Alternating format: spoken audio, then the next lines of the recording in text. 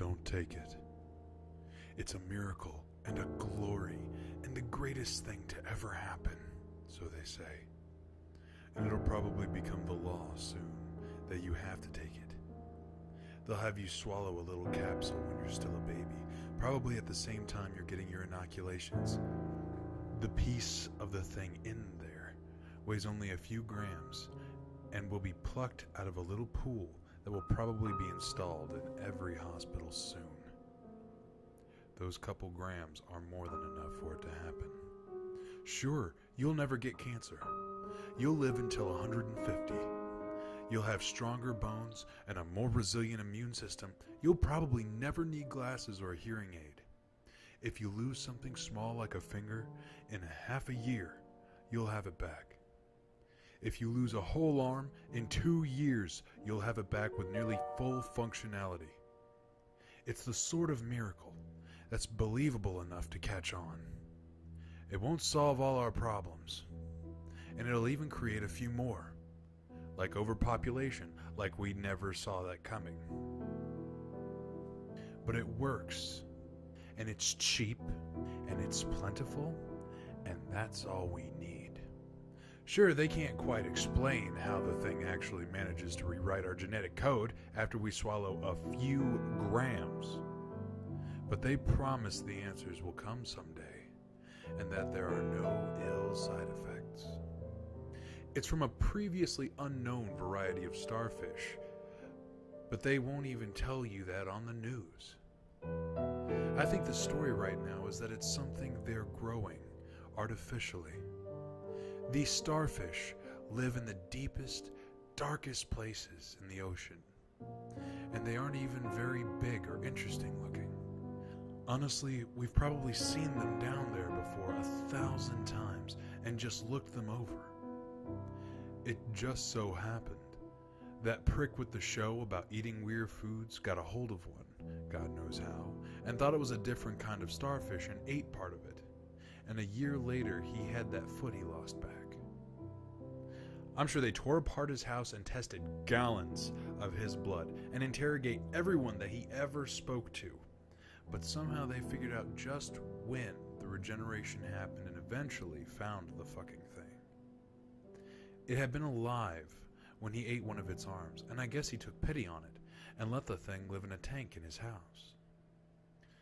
Well, this led to that, and eventually they brought up a ton of the suckers. But here's the thing.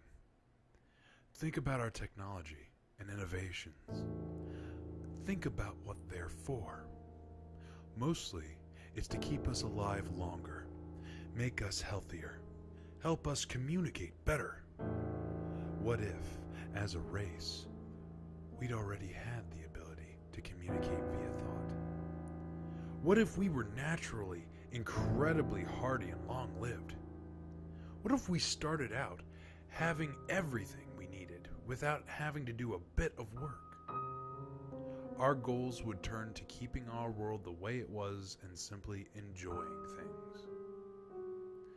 With a mind so powerful it can transmit and receive thought with no effort, it stands to reason other amazing things are possible too.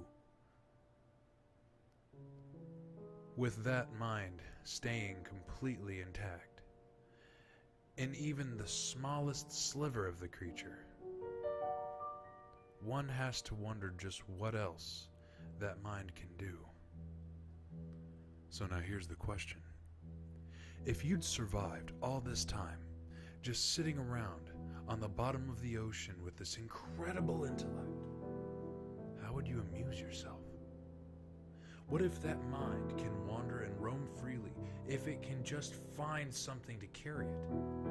What if as a race we made ourselves the bottom of the food chain just to ensure we'd constantly be taken into new creatures and allowed to see the world through their eyes? Is it really such a leap to think that such powerful minds could overtake smaller, lesser ones? No. Nor is it unusual to think that if such a race of powerful minds were endangered, they would use this ability to dominate the minds to defend themselves. That they'd patiently wait until their enemies devoured them, then simply displace the minds of those enemies and solve the conflict. I don't think it's crazy at all. And I don't think it's crazy that there's suddenly a lot more war all over the world. A lot of research put into birth control and the accidental release of that superbug that makes men sterile. We should be enjoying world peace, but instead we're killing each other faster than ever before. Maybe they're not even threatened.